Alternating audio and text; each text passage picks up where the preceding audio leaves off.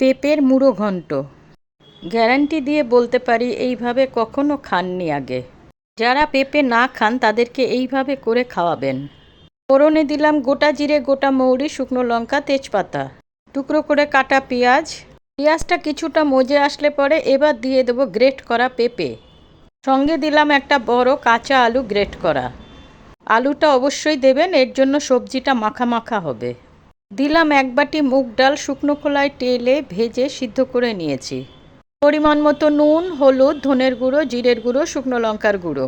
দেব বড় দুটো টমেটোকে গ্রেটারে গ্রেট করে নিয়েছি, সেটা দিয়ে দিলাম। দিলাম 1 কাপ দুধ।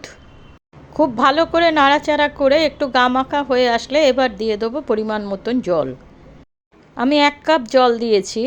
কাতলা মাছের মাথাকে আগের থেকে নুন হলুদ দিয়ে ভেজে রেখে দিয়েছিলাম, সেই মাথাটা দিয়ে দিলাম। স্লো ফায়ার করে আমি প্রায় 15 মিনিট এটাকে ঢেকে দিয়েছিলাম। 5-6 মিনিট পর আমি ঢাকনাটা খুলে মাথাটাকে ভেঙে ভেঙে দিয়েছি।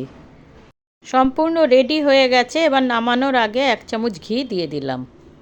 এইভাবে রান্না করে খেয়ে দেখবেন, রান্নার পর বুঝতেই পারবেন না যে এটা পেঁপে।